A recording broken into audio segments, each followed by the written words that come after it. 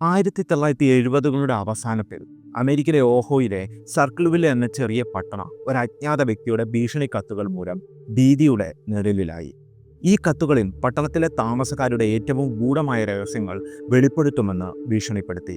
ഒരു ശാന്തമായ സമൂഹത്തെ പരിഭ്രാന്തിയിലേക്കും അവിശ്വാസത്തിലേക്കും തള്ളിവിട്ടു.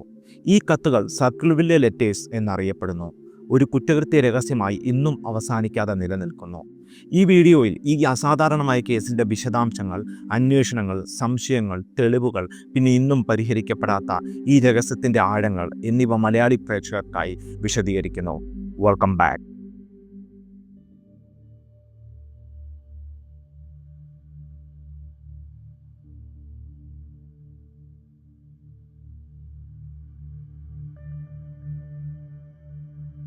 സർക്കിൾവില്ലെ ഓഹോയിലെ പിക്കവേ കൗണ്ടിയിൽ സ്ഥിതി ചെയ്യുന്ന ഒരു ചെറിയ പട്ടണമാണ്. ഏകദേശം 14,000-നടുത്ത് ജനസംഖ്യയുള്ള ഈ പട്ടണം അതിൻ്റെ വാർഷിക പംകിൻ ഷോ എന്ന ഉത്സവത്തിന് പ്രശസ്തമാണ്. ഒഹായോ ക്രിസ്ത്യൻ യൂണിവേഴ്സിറ്റിയും പഴയകാല അമേരിക്കൻ ഗ്രാമീണ സംസ്കാരത്തിൻ്റെ പ്രതീകമായ ഒരു പംകിൻ ആകൃതിയിലുള്ള വാട്ടർ ടവറും ഈ പട്ടണത്തിൻ്റെ പ്രത്യേകതകളാണ്. കുടുംബ ബന്ധങ്ങളും വിശ്വാസവും ഫുട്ബോളും പ്രധാനമായി കണക്കാക്കുന്ന ഒരു ശാന്തമായ സമൂഹമായിരുന്നു ഇവിടെ. 1976 ആദ്യത്തെ ലെറ്റർ എത്തുന്നതുവരെ. 1976 വേനൽക്കാലത്താണ് സർക്കിൾവില്ലെ എന്ന പട്ടണത്തിലെ ആദ്യത്തെ ലെറ്റർ എത്തിയത്.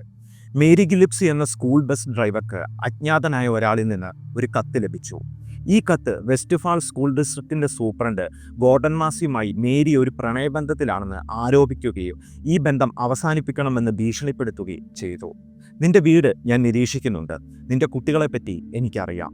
ഇത് തമാശയല്ല, ഗൗരവമായി എടുക്കുക എന്ന കത്തിൽ എഴുതിയിരുന്നു. മേരിയും ഭർത്താവ് റോൺ ഗിലിപ്സിയും ഈ ആരോപണങ്ങൾ നിഷേധിച്ചു. എന്നാൽ ലെറ്ററുകൾ തുടർന്നു. കത്തുകൾ കൂടുതൽ വ്യക്തിപരവും ഭീഷണിപൂർണവുമായി. റോണിനും ലെറ്ററുകൾ ലഭിച്ചു. മേരിയും ഗോർഡനും തമ്മിലുള്ള കള്ളക്കഥ പുറത്തു പറയണമെന്ന് ആവശ്യപ്പെട്ടു. 1977 കത്തുകൾ പട്ടണത്തിലെ മറ്റു താമസക്കാർക്കും ബിസിനസ്സുകാർക്കും ഉദ്യോഗസ്ഥർക്കും എത്തിത്തുടങ്ങി. ഈ കത്തുകൾ വ്യാജമായും സത്യമായും പലതരം ആരോപണങ്ങൾ ഉന്നയിച്ചു. വ്യഭിചാരം, അഴിമതി, ഗാർഹിക പീഡനം പോലും കൊലപാതകം വരെ ഇതിൽ ഉൾപ്പെട്ടിരുന്നു. 1977 ഓഗസ്റ്റിൽ മേരി തൻ്റെ ബന്ധുവിനൊപ്പം ഫ്ലോറിഡയിലേക്ക് ഒരു അവധിക്കാല യാത്രയ്ക്ക് പോയപ്പോൾ റോൺ ഗിലിപ്സിക്ക് ഒരു അജ്ഞാത ഫോൺ കോൾ ലഭിച്ചു. ഈ കോൾ ലെറ്റർ റൈറ്ററിൽ നിന്നാണെന്ന് വിശ്വസിക്കപ്പെടുന്നു. കോൾ കഴിഞ്ഞ ഉടനെ റോൺ കോപാകുലനായി തൻ്റെ 22 കാലിബർ റിവോൾവറുമായി ലെറ്റർ റൈറ്ററെ കാണാൻ പോകുകയാണെന്ന് കുട്ടികളോട് പറഞ്ഞ് വീട്ടിൽ നിന്നിറങ്ങി. അല്പസമയത്തിനകം റോണിൻ്റെ ട്രക്ക് ഒരു മരത്തിലിടിച്ച് അപകടത്തിൽപ്പെട്ടു. അവിടെ റോൺ മരിച്ച നിലയിൽ കണ്ടെത്തി. അപകട സ്ഥലത്ത് റോണിൻ്റെ ശരീരത്തിനടിയിൽ ഒരു വെടിയുണ്ടയും വെടിവെച്ച റിവോൾവറും കണ്ടെത്തി. ഓട്ടോപ്സി റിപ്പോർട്ട് പ്രകാരം റോണിൻ്റെ രക്തത്തിൽ ആൽക്കഹോൾ അളവ് നിയമപരിധിയുടെ ഇരട്ടിയായിരുന്നു. എന്നാൽ റോൺ ഒരു കുടിയനല്ലെന്ന് കുടുംബവും സുഹൃത്തുക്കളും അവകാശപ്പെട്ടു.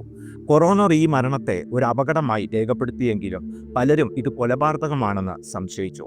റോൺ ലെറ്റർ റൈറ്ററെ കണ്ടെത്താൻ ശ്രമിക്കവേ കൊല്ലപ്പെട്ടതാണോ എന്ന ചോദ്യം ഇന്നും അവശേഷിക്കുന്നു. റോണിൻ്റെ മരണത്തിന് ശേഷം ലെറ്ററുകൾ കൂടുതൽ ശക്തമായി.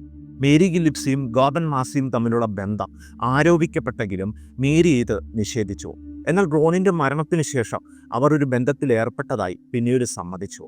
ലെറ്ററുകൾ മേരിയുടെ കുട്ടികളെ പോലും ലക്ഷ്യമിട്ടു.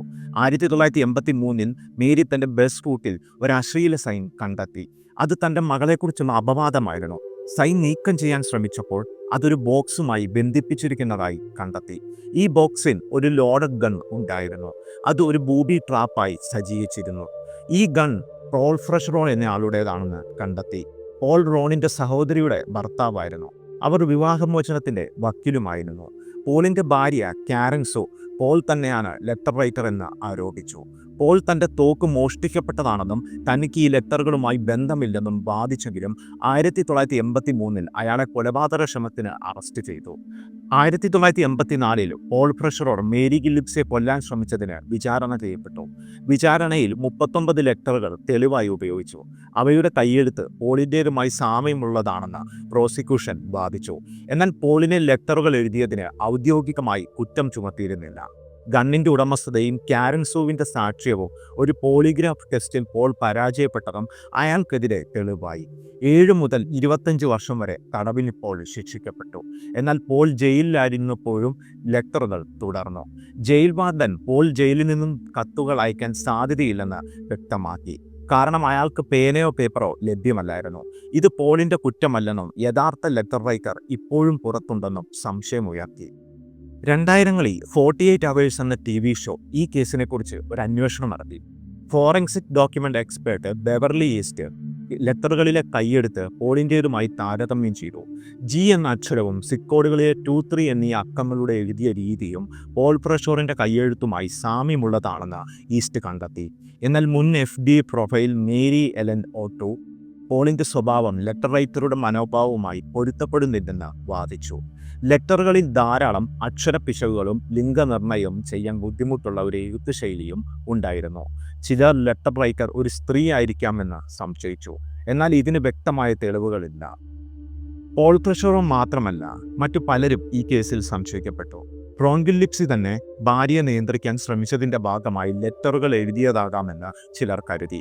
1993-ൽ തോമസ് ലീ ഡില്ലൺ എന്ന ഒരു ജയിൽ തടവുകാരൻ താൻ ലെറ്റർ റൈറ്റർ ആണെന്ന് അവകാശപ്പെട്ടെങ്കിലും ഇതിന് തെളിവുകൾ ലഭിച്ചില്ല.